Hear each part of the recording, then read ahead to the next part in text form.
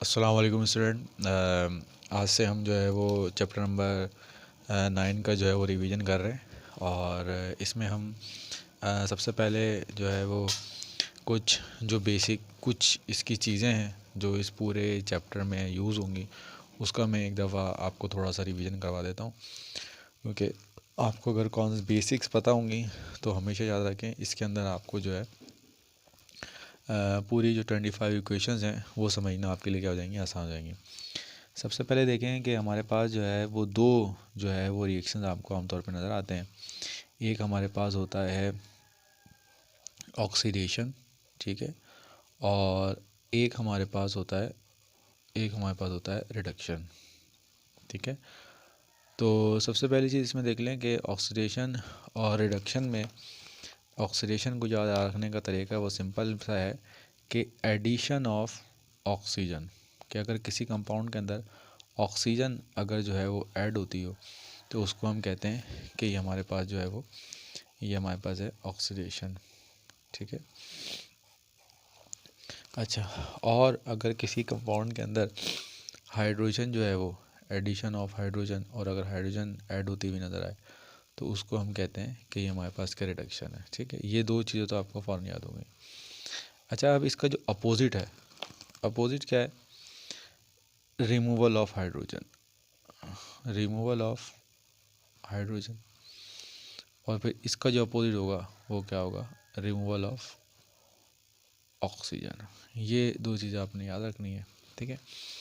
अब सबसे पहले देखें, या तो आपको किसी कंपाउंड के अंदर ऑक्सीजन ऐड होता हुआ नज़र आएगा, ठीक है, या किसी के अंदर जो है वो आपको हाइड्रोजन जो है वो रिमूव होता हुआ नजर आएगा। दो चीज़ें आपको ऑक्सीडेशन के अंदर जो होंगी वो नज़र आएंगी।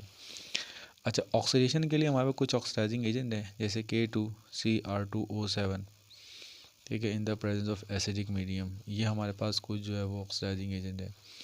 हमारे पास KMnO4 है, ये ऑक्सीडाइजिंग एजेंट है, ठीक है। और रिड्यूसिंग एजेंट तो आपको पता है कि रिड्यूसिंग एजेंट है वो आपका हाइड्रोजन होता है, ठीक है, in the presence of catalyst, ठीक है। और जो है वो नेस्केंड हाइड्रोजन हम यूज़ करते हैं आमतौर पर जिंक और एसिल के साथ, ये हमारे पास जो है वो रिड्यूसिंग एजेंट है, ठीक है। तो ये चीज़ याद रखें। अब सबसे पहले देखें, हमारे पास मैं एक जो है वो कंपाउंड लिख रहा हूँ।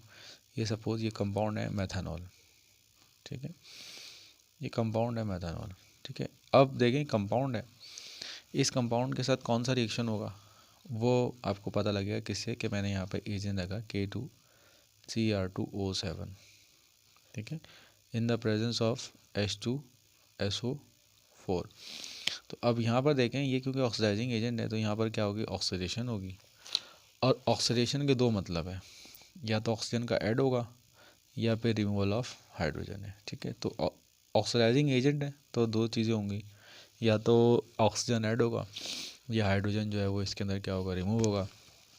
तो हमेशा याद रखें, अगर कंपाउंड में सिंगल बॉन्ड है, कार्बन ऑक्सीजन सिंगल बॉन्ड के साथ है, तो ये हमेशा याद रखें कि इसके अंदर जो है वो आपको जो है वो क्या होता हुआ नज़र आएगा? इसके अंदर जो है वो आपको हाइड्रोजन रिमूव होता हुआ नज़र आएगा, सिंगल बॉन्ड है। और अगर डबल बॉन्ड है तो फिर इसके अंदर आपको ऑक्सीजन जो होगा ऐड होता हुआ नज़र आएगा, ठीक है। और दूसरी चीज़ याद रखें कि अब क्योंकि सिंगल बॉन्ड है तो सिंगल बॉन्ड हाइड्रोजन रिमूव होगा, तो एक हाइड्रोजन तो वो रिमूव होगा जो आपका ऑक्सीजन के साथ है, और दूसरा हाइड्रोजन वो रिमूव होगा जिसके साथ ऑक्सीजन अटैच है। तो ये आपको दो होंगे, ये दोनों मिलके आपके क्या बना लेंगे? वाटर बना लेंगे, ठीक है। और बाकी जो बच जाएगा वो बच जाएगा C, ये ऑक्सीजन और ये हाइड्रोजन, ठीक है। ये देखिए, ये हाइड्रोजन दोनों यहाँ आ गए, ऑक्सीजन और कार्बन जो होता है वो यहाँ। ये हमारे पास जो है वो सबसे पहला ये बेसिक चीज़ है। अच्छा, अगर अब मैं एक कंपाउंड लिखता हूँ, ये मिसाल के तौर पर ये COOH,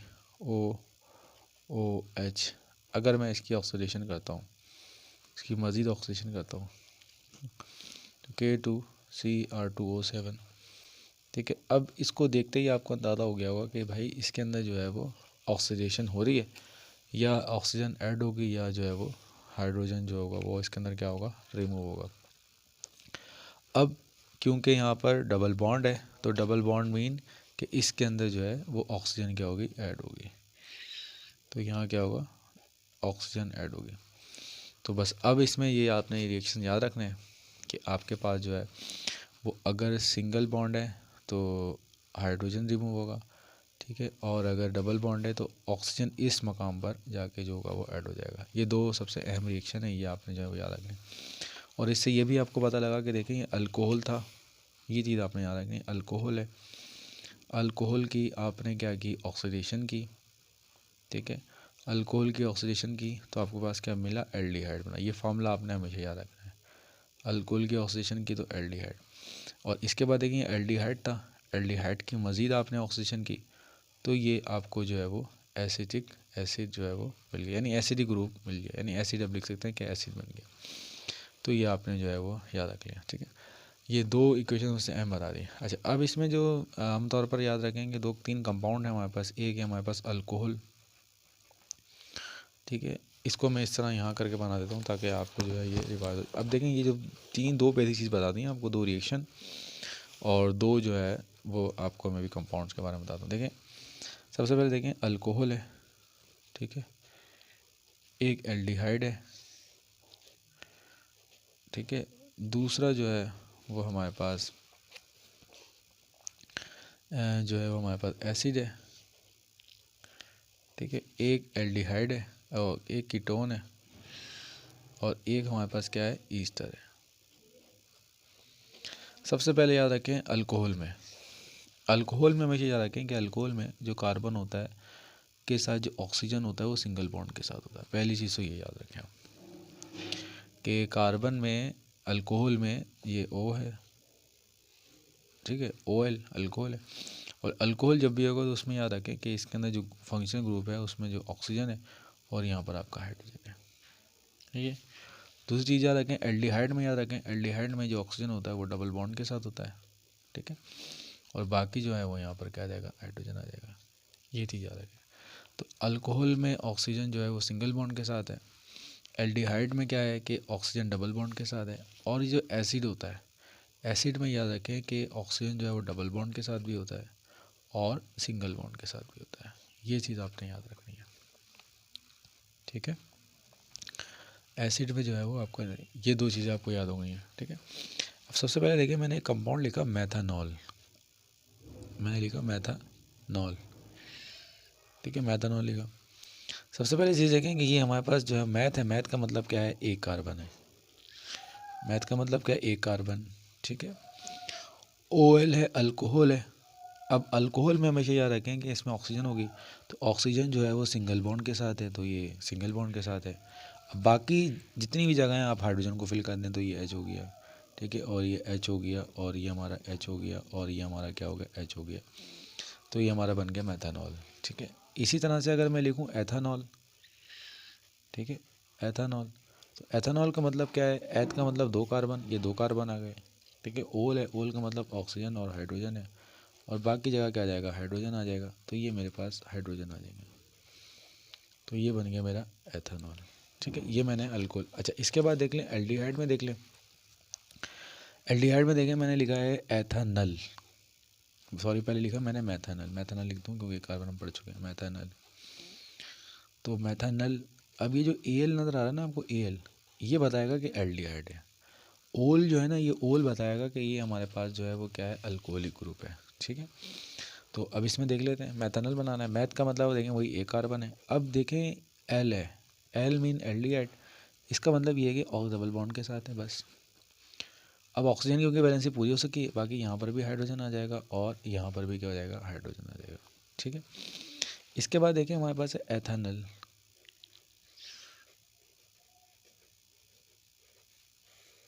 एथानल, एथानल का मतलब दो कार्बन, ठीक है, और डबल बॉन्ड के साथ ये आ गया, ये हाइड्रोजन, बाकी ये तीन हाइड्रोजन आ जाएंगे, तो ये बन गया आपका एथेनॉल। तो इसमें ये जब भी आपको एथेनॉल नज़र आए तो फ़ौरन आप जो है ये समझ जाइए कि भाई यहाँ पर जो बात हो रही है ना वो इन कंपाउंड्स की हो रही है, इनको याद रट्टा लगाने की ज़रूरत नहीं है। अच्छा, इसके बाद तीसरा है एसिड, एसिड के बारे में याद रखें। अब मैं लिख रहा हूँ मैथानोइक एसिड, मैथानोइक एसिड। अब मैथानोइक एसिड का मतलब क्या है कि एक कार्बन है, ठीक है, मैथानोइक। अब इसमें याद रखें कि एसिड में जो ऑक्सीजन है वो डबल बॉन्ड के साथ भी होता है और वो सिंगल बॉन्ड के साथ भी होता है, बस ये चीज़ याद रखें, और फिर यहाँ पर भी हाइड्रोजन आएगा और फिर यहाँ पर भी क्या आएगा, हाइड्रोजन। अब मैं बोल रहा हूँ एथेनोइक एसिड, एथेनोइक एसिड है, तो 2 कार्बन 1 2, ठीक है। अच्छा, अब ये जो डबल बॉन्ड है वो किसी भी एक कार्बन पे लगा दें और उस कार्बन पे लगाएं जो सबसे कोने में हो। यहाँ हाइड्रोजन आ गया और ये 3 हाइड्रोजन आपके पास आ गए। अब मैं आपको बोलूँ प्रोपेनोइक एसिड बनाए, तो प्रोपेनोइक एसिड में 1 2 3, या इधर लगा दो, ये इधर लगा दो, ये डबल बॉन्ड के साथ भी, सिंगल बॉन्ड के साथ भी, बाकी जगह 2 हाइड्रोजन, यहाँ पर हाइड्रोजन। तो ये अब क्योंकि इस नाम मैंने इसलिए लगाया क्योंकि आपको 25 इक्वेशन दिए हैं, उन तमाम 25 इक्वेशन में यही चीज़ें नजर आएंगी। ये बेस स्ट्रॉन्ग होगी तो 25 इक्वेशन आपको आसानी से क्या हो जाएंगी, याद हो जाएंगी, ठीक है। अच्छा, इसके बाद अब देखें, अब हमारे पास है ईस्टर, एक है ईस्टर और एक है एसिड। एसिड में भी आपको बता चुका हूँ कि इसमें डबल बॉन्ड भी होता है और सिंगल बॉन्ड भी होता है, ठीक है। और ये यहाँ पर है और यहाँ पर, ठीक है। अब ईस्टर में फ़र्क ये होता है कि ईस्टर में भी जो है वो क्या होता है, डबल बॉन्ड होती है और सिंगल बॉन्ड होती है। सिर्फ फ़र्क किस चीज़ का होता है कि इसके यहाँ पर भी CH3 होता है और इसके यहाँ पर भी CH3 होता है, दोनों तरफ CH3 होता है। इसमें क्या होता है, एक कोने में हाइड्रोजन लाजमी होता है, याद रखिएगा कि एक कोने में आपका जो है वो हाइड्रोजन लाजमी है, ठीक है। अच्छा, अब इसमें देख लें, इसका नाम लिख लें आप, इसका नाम क्या बनेगा। अच्छा, इसका नाम लिखने के लिए हमेशा याद रखें कि हमारे पास जो है वो ये जो हिस्सा है ना हमारा, ये हिस्सा जो है वो 2 हिस्सों में ब्रेक हो जाता है। ये जो हिस्सा होता है इसको हम क्या है, मिथाइल है तो मिथाइल होगा, ये मिथाइल आ गया। ये 2 कार्बन है तो ये एथ हो जाएगा, सिंगल बॉन्ड है एन, और ईस्टर के लिए ओइट का वर्ड यूज़ होता है। भाई ये 2 चीज़ें याद रखें, ठीक है। अच्छा, अब मैं आपको कहता हूँ कि आप लिख के दिखाएं propyl, propyl ethanoate, propyl ethanoate लिख दें। तो सबसे पहली चीज़ तो स्टूडेंट याद रखें कि भाई ईस्टर ग्रुप याद रखें कि यहाँ पर भी डबल बॉन्ड के साथ है और यहाँ पर भी है। ये आपने सबसे पहले एथेनोइड लिखने के लिए याद रखना है, ठीक है। अच्छा, इसके बाद 2 हिस्से होंगे, एक ये वाला हिस्सा होगा और एक हिस्सा वो होगा जो कार्बन के साथ है और दूसरा हिस्सा होगा जो ऑक्सीजन के साथ है। ऑक्सीजन के साथ हमेशा याद रखें, ऑक्सीजन के साथ ये हमेशा पहला वाला हिस्सा होता है, प्रोपाइल, ठीक है। 3 कार्बन, 1 2 और 3, CH3 CH2 और CH2। एथेनोइड है, एक कार्बन तो आ चुका है, एक कार्बन और आ जाएगा और ये CH3 आ जाएगा। ये आपको मैंने आपको इस तरह भी लिखना बता दिया। अच्छा, मैं लिख रहा हूँ, अब लिख रहा हूँ मिथाइल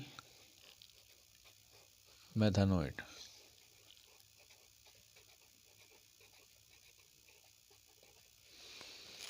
सबसे पहली चीज़ तो ये है कि भाई इसमें जो है पहले आप डबल बॉन्ड के साथ भी हो, सिंगल बॉन्ड के साथ भी, ठीक है।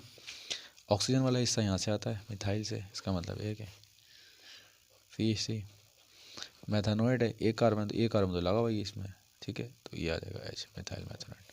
तो ये मैंने आपको जो है वो इस तरह भी लिखना जो है वो बता दिया। तो इसमें ये सबसे पहले बुनियादी चीज़ थी जो मैंने आपको जो है वो इसमें बता दी है। अब हम जो है जल्दी जल्दी जो है सबसे पहले हम मेथेनॉल को रिवाइज़ कर लेते हैं। मेथेनॉल में क्या है, सबसे पहले देखें हमारे पास जो है वो पहला कंपाउंड है मेथेनॉल। मेथेनॉल की जो है वो केमिकल प्रॉपर्टीज़ हैं, केमिकल प्रॉपर्टी देख लेते हैं। सबसे पहले देखें ऑक्सीडेशन ऑफ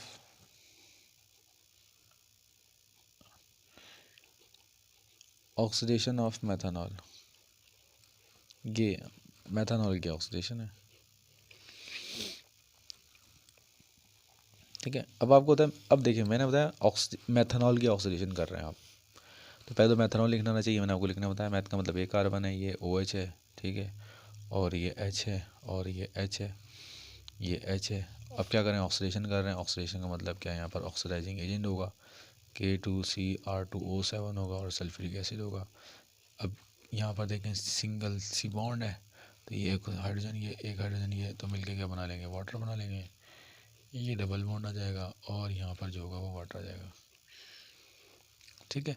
अच्छा, इसके बाद क्या है, ये जो रिएक्शन होता है ये यहाँ पर स्टॉप नहीं होता, बल्कि क्या होता है, एल्डिहाइड है अब क्योंकि वहाँ पे ऑक्सीडाइजिंग एजेंट मौजूद है तो K2CR2O7 और H2SO। अब देखें क्योंकि ऑक्सीजन तो यहाँ पर डबल में यहाँ पर ऐड हो जाएगा तो ये C डबल बॉन्ड O और ये OH। ठीक है, अब यहाँ पर देखें क्या प्रिपेयर हुआ है। सबसे पहले याद रखें इसका एक सवाल जो बनेगा वो ये बनेगा, प्रिपेयर मैथनल बना दें, ठीक है, फ्रॉम मैथनॉल। एक सवाल तो इसका ये बन जाएगा कि आप मैथनल बना लेंगे इससे, मैथनॉल से। तो अब याद रखें कि मैथनल बनाने के लिए यानी एल्डिहाइड बनाने के लिए आपको अल्कोहल की ऑक्सीडेशन करना पड़ेगी। ठीक है, तो ये सवाल बनेगा, प्रिपेयर मैथनोइक एसिड फ्रॉम मैथनल। ठीक है, तो यहाँ से यहाँ हो जाएगा। अच्छा, अब याद रखें तीसरा क्या है, प्रिपेयर मैथनोइक एसिड फ्रॉम मैथनल से बना दें, फ्रॉम मैथनॉल। अब देखें मैथनॉल को एसिड डायरेक्ट नहीं बनता। मैथनॉल से अगर बनाना है तो मैथनॉल से पहले मैथनल बनेगा, फिर मैथनल से जो है वो आपका मैथनोइक एसिड बनेगा। तो ये आपका सिंपल सा ये रिएक्शन है और ये आमतौर पे पेपर में आता भी। ये 3 सवाल लिख दिए और इनके जवाब भी लिख दिए मैंने आपको। पहले के लिए सिर्फ ये है, ठीक है, दूसरे के लिए सिर्फ ये है, और तीसरे के लिए, तीसरा जब लिखेंगे तो तीसरे में आपने पहली क्वेश्चन लिखनी है और दूसरी क्वेश्चन। ये सबसे जो है वो सिंपल सा रिएक्शन था जो मैंने आपको यहाँ पर बता दिया।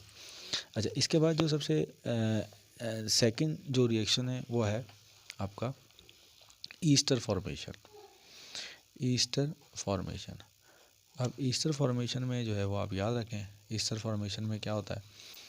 ईस्टर फॉर्मेशन में याद रखें कि होता ये है कि हमारे पास जो है वो एक अल्कोहल होता है, ठीक है, और जो है अल्कोहल जो है वो एसिड के साथ जो है वो रिएक्ट करता है। ठीक है, अल्कोहल जो है वो एसिड के साथ रिएक्ट करता है। देखें ये हमारे पास आ गया अल्कोहल, ठीक है, मैथनॉल है, और ये हमारे पास एक एसिड है CH3COOH। ठीक है, अब इसमें सिंपल सी चीज़ याद रखें कि होता ये है कि इसका OH और इसका H ये मिलके तो बना लेते हैं वाटर, और बाकी जो CH3CO है इसकी जगह ये आपका ये चीज़ आके अटैच हो जाती है, तो ये बन जाता है हमारा ईस्टर, और ईस्टर का नाम मैंने आपको बता दिया। ठीक है, तो हमेशा याद रखें कि ईस्टर बनाने के लिए कितने कार्बन चाहिए। तो हमेशा याद रखें ईस्टर बनाने के लिए हमें एक तो एसिड चाहिए और अल्कोहल चाहिए। एसिड बनाने के लिए हमेशा याद रखें कि ईस्टर बनाने के लिए हमें याद रखें जो ईस्टर का ये वाला हिस्सा होता है, ये वाला हिस्सा जो होता है कार्बन वाला, ये हिस्सा हमें बताता है कि हमें कितने एसिड चाहिए, कितने एसिड वाले कार्बन चाहिए, और ये हिस्सा बनाना बताता है कि हमें जो है वो कितने अल्कोहल चाहिए। और जैसे मिसाल के तौर पर मैं यहाँ लिख देता प्रिपेयर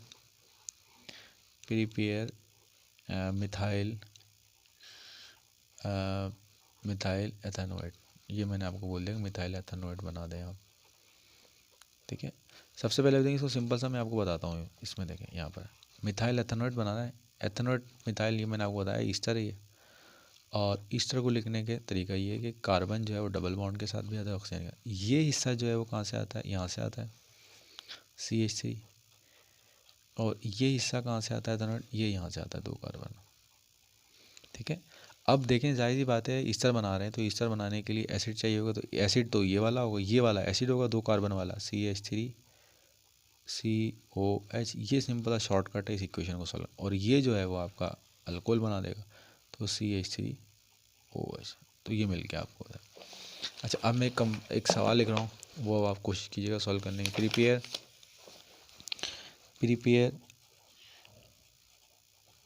ब्यूटाइल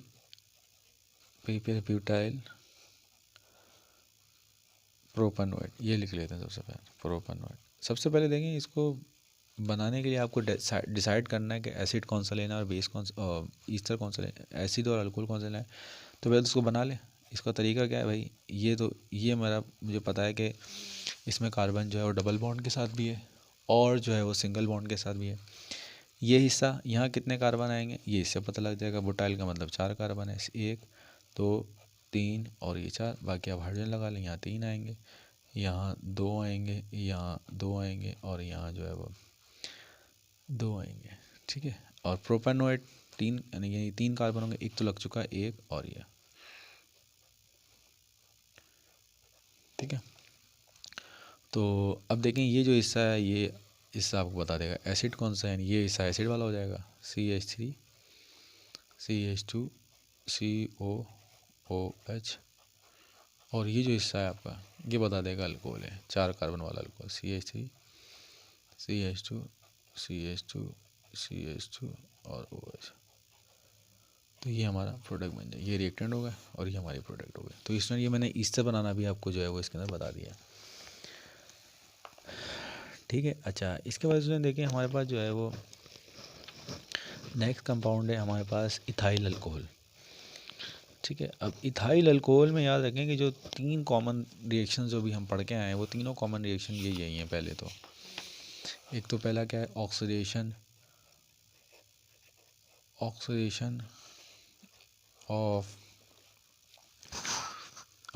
ऑफ एथेनॉल, क्योंकि दूसरा कंपाउंड एथेनॉल है। तो अब आपको पता है, अब इसमें मैं आपको, अब देखें 2 कार्बन है तो ये 2 आ गए, अल्कोहल है तो OH आ गया, ठीक है। यहाँ पर जो है वो एक ये आ गया।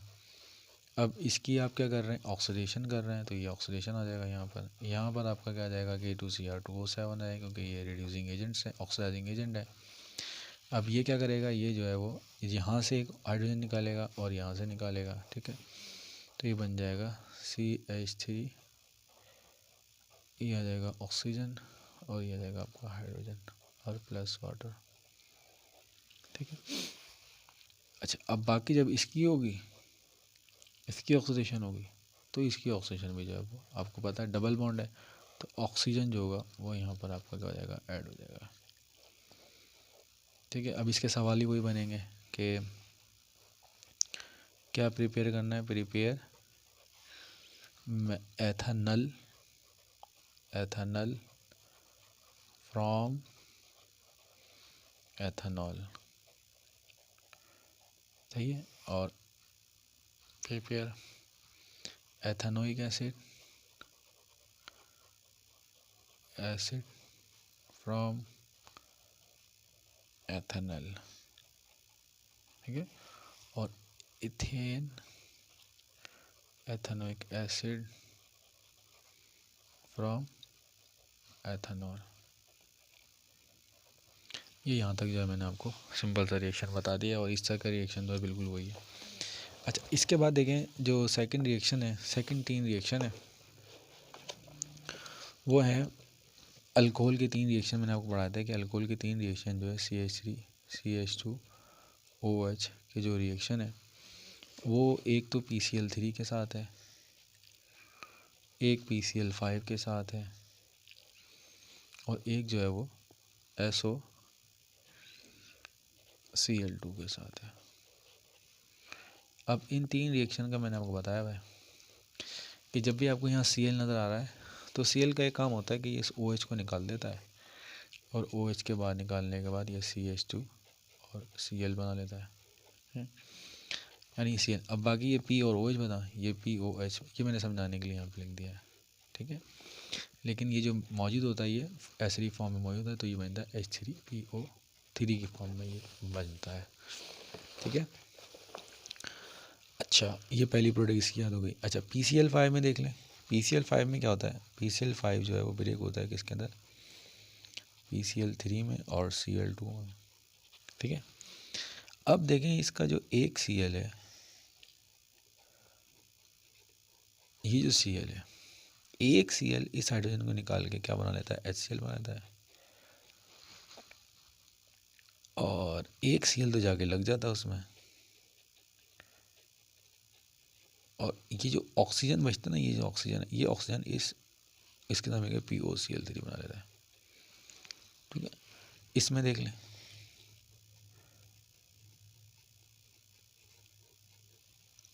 इसमें ये Cl क्या करेगा, ये बना लेगा, है ये, और ये मिलके क्या बना लेगा, सल्फर डाइऑक्साइड बना लेगा,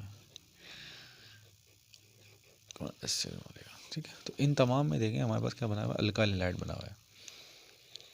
ये तो अब इसका मतलब ये है कि जब अल्काइल हैलाइड बनाओगे, प्रिपेयर इथाइल क्लोराइड, ये याद रखिएगा, इथाइल क्लोराइड फ्रॉम एथेनॉल। तो अब ये अगर इक्वेशन ऐसी दे दी जाती है आपको, तो आप इनमें से कोई सा भी रिएक्शन जो है वो क्या कर सकते हैं, यूज़ कर सकते हैं। ठीक है, ये हो गया। अच्छा, इसके बाद दो सबसे अहम रिएक्शन है, इसमें याद रखिएगा कि हमारे पास अल्कोहल जो है, यानी जो अल्कोहल है, ये अल्कोहल जो है वो सल्फ्यूरिक एसिड के साथ रिएक्ट करता है in the presence of sulphuric acid. ठीक है, H2SO4 की मौजूदगी में। तो इसके दो टेम्परेचर्स होते हैं। अगर तो इसका एक टेम्परेचर है आपका 180 सेंटीग्रेड है या 170 सेंटीग्रेड, तो इसमें याद रखें एलिमिनेशन होगी, याद रखना है आपने। अगर 180 सेंटीग्रेड है तो यहाँ पे क्या होगा, एलिमिनेशन होगी, और जो हमारी प्रोडक्ट बनेगी वो हमारी इथीन बनेगी, ये याद रखें। अब देखें, तो इसमें से आपका ये OH और ये H निकला, ये मिलके वाटर बना लेंगे, और यहाँ पर जो है ये C डबल बॉन्ड, और यहाँ पर आपका हाइड्रोजन, ये हाइड्रोजन और ये आपके हाइड्रोजन, ये आपके वर्क है। सही भाई स्टूडेंट, ये तीन बन गया वन। तो ये क्या है, डिहाइड्रेशन ऑफ अल्कोहल है, डिहाइड्रेशन ऑफ अल्कोहल है। और दूसरी याद रखें कि अगर हमारे पास क्या हो, अगर हमारे पास जो है वो एक्सिस में आपके पास क्या हो, अल्कोहल आपके पास क्या हो, एक्सिस में हो, और ये सल्फ्यूरिक एसिड की मौजूदगी में हो, और इसका टेम्परेचर जो है वो 140 सेंटीग्रेड है, तो इसमें याद रखें ईथर बनता है। और ईथर कैसे बनता है, यही वाला बनता है, CH3 CH2O CH3, बन जाएगा इथॉक्सी इथेन। तो अब इसकी दो प्रोडक्ट सवाल याद रखिएगा, प्रिपेयर इथीन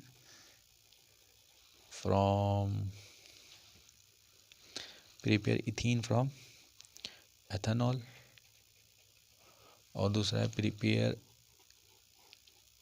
ईथर या इथॉक्सी इथेन फ्रॉम एथेनॉल। अब देखें, अगर इथॉक्सी इथेन है तो 2 कार्बन वाला अल्कोहल ले लेना, मिथॉक्सी मीथेन है तो फिर आप जो है एक वाला ले लेना। ठीक है, ये हमारा जो है वो दो रिएक्शन जो थे वो मैंने आपको करवा दिए। अब इसमें दो छोटे छोटे से रिएक्शन रह गए। एक रिएक्शन तो ये है कि C2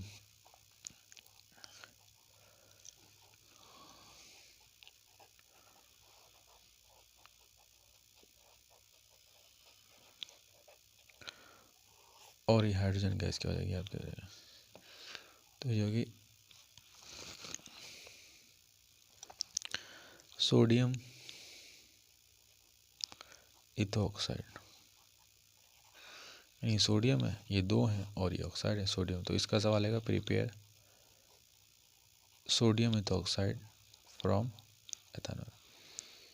अब इसमें सबसे अहम जो रिएक्शंस है ना जिस पे आपने फोकस करना है, वो तो एक तो ऑक्सीडेशन वाले रिएक्शन है, एक रिएक्शन तो ये है, और ये ईस्टर वाला रिएक्शन है 2, और तीसरा ये आपको जो है आमतौर पर ये वाला रिएक्शन ख़ास तौर पे आपको नज़र आता है, ये इथीन वाला। ये 3 रिएक्शन तो ये सबसे इंपॉर्टेंट है, इनको आपने फोकस रखना है।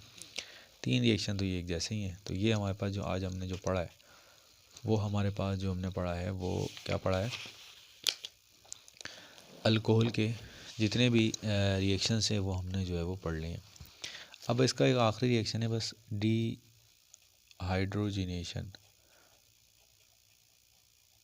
डिहाइड्रोजनेशन। इसमें देख लेते हैं डिहाइड्रोजनेशन। अब बहुत सारे एजेंट होते हैं, जैसे डिहाइड्रेशन होता है तो सल्फ्यूरिक एसिड होता है। तो डिहाइड्रोजनेशन का मतलब ये होता है कि हाइड्रोजन का निकलना, का मतलब ये है कि यहाँ पर क्या है, हाइड्रोजन का निकलना। अब हाइड्रोजन का निकलने का मतलब ये है कि यहाँ पे हम जो कॉपर और निकल है ये आमतौर पर हमारे डिहाइड्रोजन एजेंट के तौर पर जो होते हैं वो यूज़ होते हैं। तो एक हाइड्रोजन ये निकल जाता है और ये हाइड्रोजन ये निकल जाता है, तो ये हाइड्रोजन गैस की फॉर्म में निकल जाता है। बाकी जो हमारा रिएक्शन है वो बिल्कुल सेम है और ये एल्डिहाइड में क्या होगा बेटा, कन्वर्ट हो जाएगा। तो ये हमारे, तो इसलिए ये मैंने आपको अल्कोहल के जो है रिएक्शन जो है वो सारे रिपीट करवा दिए, इसको अच्छी तरह से देखिएगा। नेक्स्ट वीडियो में हम एल्डिहाइड और कीटोन को कर लेंगे, ठीक है।